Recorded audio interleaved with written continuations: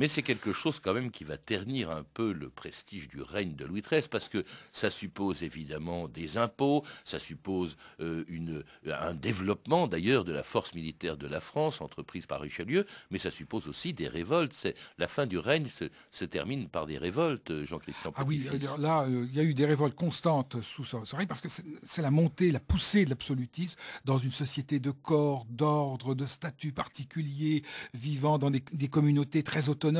Et quand la fiscalité s'accroît, eh bien, on a l'impression donc d'un envahissement, de quelque chose de scandaleux. On n'imagine pas que le roi puisse vivre autrement que sur le produit de ses domaines encore à cette époque-là. Or, le fait de lever de nouveaux impôts, même en temps de guerre, eh bien, scandalise les paysans. Et en effet, vous le dites, il y a les croquants d'Aquitaine, les nu-pieds de Normandie, de très terribles révoltes, bien sûr, lavées dans le sang très durement. Et ça, c'est la dure rançon vous pourrait appeler la modernité, de la montée de la puissance de la monarchie dans une société ancienne, héritée du monde féodal. Et cela donc à la fin d'un règne qui se termine bien sûr d'abord lorsque Richelieu meurt en 1642, quelques mois avant Louis XIII, qui l'avait remplacé par le cardinal Mazarin. J'ai peur, monsieur le cardinal. Sire, il fait beau. À Münster, avec les Suédois, nous allons peut-être faire avancer la paix avec l'Autriche. J'ai peur, non pas de la mort qui approche, mais qu'après moi, tous se ruent sur l'héritage. Les grands attendent voracement leur part au grand banquet. Mon frère, Orléans, va encore trahir. Et la reine. Mais vous avez oublié la vie même. Votre dauphin, sire, il sera roi. Comment avez-vous nom à présent, mon fils? Louis XIV, mon papa. Pas encore, mon fils. Mais ce sera peut-être pour bientôt. Les forces me manquent. Le roi est mort!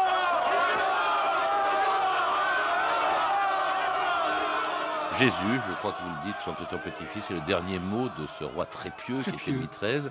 Le jour où il est mort, donc le 14 mai. Qui a donné son royaume à Dieu par Marie. C'est le fameux vœu de Louis XIII qu'on célèbre encore tous les 15 août. Et qui lègue son royaume à un garçon de 5 ans à peine, qui va d'ailleurs connaître un peu les mêmes problèmes avec une régence, avec une révolte, qui va être les mêmes problèmes que son père, mais qui lui transmet quand même, dites-vous, tous les instruments qui feront de Louis XIV, du fils de Louis XIII, un très grand roi.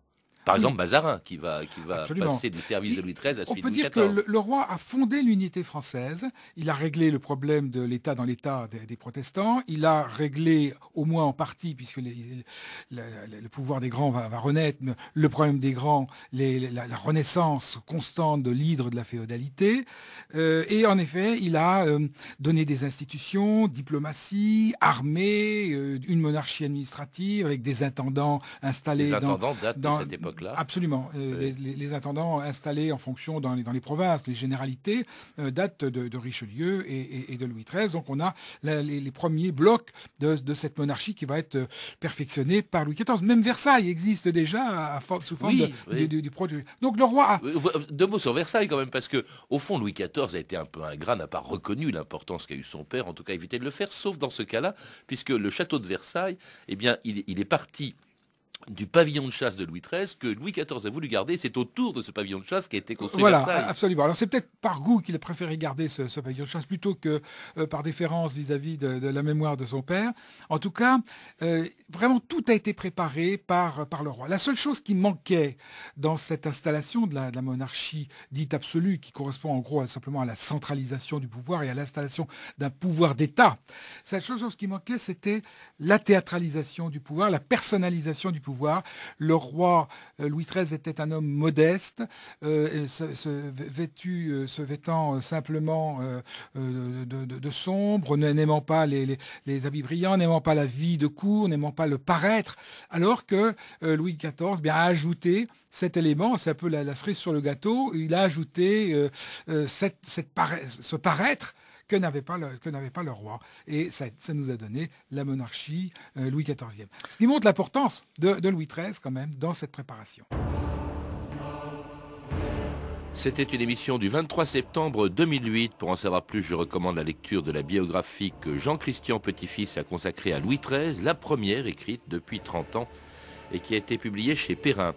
À lire aussi Richelieu ou la quête d'Europe de Marie-Catherine Vignal-Soulérault, publiée chez Pygmalion, Souverains et rois de France de Claude Gauvard, Joël Cornette et Emmanuel Furex aux éditions du Chêne, et La légende de Richelieu, dirigée par Christophe Vital, publiée chez Somogy.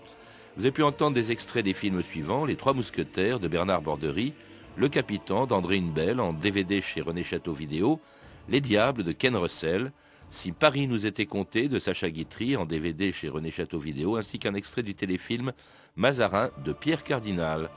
Vous pouvez retrouver ces références par téléphone au 32 30, 34 centimes la minute ou sur le site franceinter.com. C'était 2000 ans d'histoire, la technique Lédouine Caron et Antoine Viossa, documentation Emmanuel Fournier, Claire Destacan et Franck Olivard, une émission de Patrice Gélinet, réalisée par Anne Hirsch-Kobilac.